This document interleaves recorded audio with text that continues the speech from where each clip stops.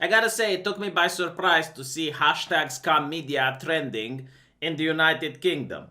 It didn't shock me that people do not like the corporate press that much.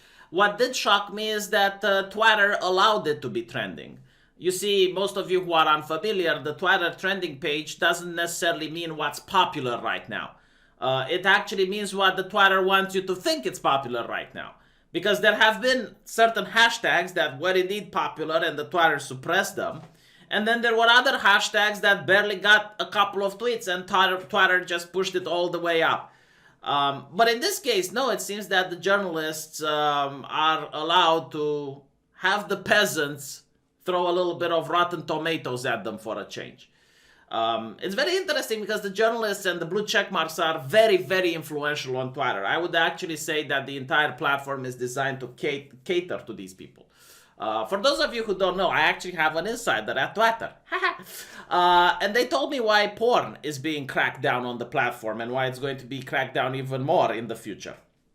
You see, legend has it that when Tumblr went down, a lot of furry artists that were connoisseurs of the pornographical arts moved on to the Twitter. And a lot of the journalists on the Twitter and the blue check marks were horrified to see furry pornography and other type of degeneracy into their Twitter mention. I mean, they are leftist activists, but they also are like not in my backyard type of people. And they use their connections to the Twitter trust and safety in order to start cracking down a little bit on the porn. Interesting to know, isn't it? Look how much you find out just by coming on my channel, right?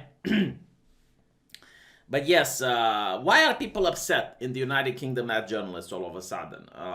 Kind of interesting. Like usually when you think it's like people upset at journalists, it's like Orange Man. The Orange Man is responsible. That's absolutely false. People have been upset at journalists in time immemorial. In fact, journalism as a profession was viewed with disdain in the past. A lot of authors, especially from my country, people that would write books and became famous, they would use the profession of journalism as a stepping stone. Like they would work a couple of years at a publication to make a name for themselves, and then they would start writing books because that was like considered to be someone that's actually intellectual. But today, because of the Twitter, and I will make another video dedicated on this, journalists have realized that if they work as a class, if they work as a group, they can gain more power and more influence than they would have individually. That's a conversation for another time. Let's focus a little bit on the UK. Now, in the United Kingdom, as well as in pretty much every other nation in the world, there is a quarantine. And the quarantine measures are different from country to country. But what seems to be similar from almost every country around the world is that while politicians and leaders are lecturing people about the importance of the quarantine, they just flaunt it. The best example of the biggest asshole that is known to man seems to be Justin Trudeau, who had a speech, an entire conference explaining how important the quarantine is and how this Easter Canadians have to make sacrifices and not go visit their family. And they have to become inventive to find out ways on how to connect with their relatives without actually visiting them, such as using a Skype call or a Google Hangout or whatever. But apparently he himself, the Justin Trudeau, wasn't very inventive. He lacked creativity, I guess, because he took his entire Secret Service agents that were meant to protect him, you know, the ones that protect the Prime Minister, and moved all the way across the country to visit his relatives right after he finished the speech. So, yeah, that's, rules for thee, but not for me. Another example would be the mayor of New York, which was caught going around in a park, flaunting the quarantine measures. There was another lady, a black lady that was a mayor in some other town, which got a haircut. You know, you notice these things happening throughout different nations. In the United Kingdom, in fact, the person that actually said that the lockdown is very important, and he's the one that convinced the Prime Minister Boris Johnson to even begin locking down the country, a guy by the name of Ferguson, flaunted the lockdown by calling his mistress and having like coochie with her. Him being infected with the virus, giving it to her, and then the mistress to her family. He resigned because of it, but the press didn't go mental at the time like they're going now. So what is the problem now? Well, the problem is now that an advisor to Boris Johnson has been caught going to his parents. Why did he go to his parents? Well, apparently he was sick with the virus, and he probably didn't want to end up in the situation where he goes to the hospital and the kids remain with no one to take care of them. So he went to his parents to drop off the kids. Something that's normal. Like any other person in that situation would probably do the same, right? Like if you get sick and you have 2 kids in your house and no one to take care of them, what do? You drop them off to a relative, right? Well, the mainstream media is absolutely livid. They're absolutely furious about it. And we have everything from fake news to, righteous indignation, as they call it, to the media themselves flaunting the lockdown. Like, look here. And I see a lot of people on Twitter saying, well, they're just doing their jobs. They're just doing their jobs. They're exposing a hypocrite. You see, he is hypocritical because he is responsible for these measures and blah, blah, blah. Okay, fair enough. If you are a person that thinks that the media is exposing this, good on you. Why can't they social distance while exposing, though? Huh? No, seriously, why can't they social distance while exposing? You can expose and social distance at the same time. And by the way, the mainstream media, like most of these publications like Sky News and BBC and The Guardian, when Boris said that he doesn't want a quarantine for the United Kingdom, they went livid. They were livid. So it's not as if they disagree with the quarantine in its essence and they decide to have a go at Mr. Cummings. No, that doesn't seem to be the case. Okay? So a lot of people notice this. Like, they constantly think that people are stupid and people are imbeciles and they just do not notice. Well, look, now they noticed. Now they notice because it's so obvious. But it's not only that, right? It's the face that they're making when they're putting the interview, like the righteous indignations. Like, you had a person from the mainstream media, I don't know the name of he's from Good Morning Britain. And he's like, he gave an ultimatum to the Prime Minister to fire Cummings. Who the fuck does he think he is? He didn't get elected by the people. The Prime Minister actually has the backing of the people. They actually voted for him. Who voted for Piers Morgan? He said something so stupid that even I, from a foreign country, I am now remembering his name. It's ridiculous. People notice this. It's like the attitude is what pisses people off the most. Like the self-righteous attitude. They're acting like member of the clergy. They're acting like the College of Cardinals. They're acting like the Inquisitors. And they go on a stage and they say, oh, the people want to know. The people demand. When did you poll the people? When did you survey the people so that the people can actually give you, the power so that you can use their names on their behalf? This is what, again, is annoying. I'm pretty sure some of the people want to know. But it's like when you say the people, as if the people are united all of a sudden, and they're all channeling their force through the journalists to ask that question.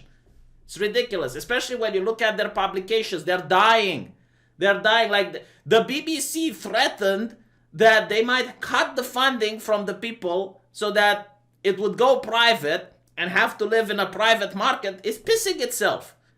Right now, like, do you hear that? Do you hear that sound in the toilet? It's the BBC pissing itself of fear. Because it's like, oh my God, we can't get handouts from the people anymore. We can't take advantage of our poor tax. Because that's what it is. It's a poor tax. So poor people can pay for it.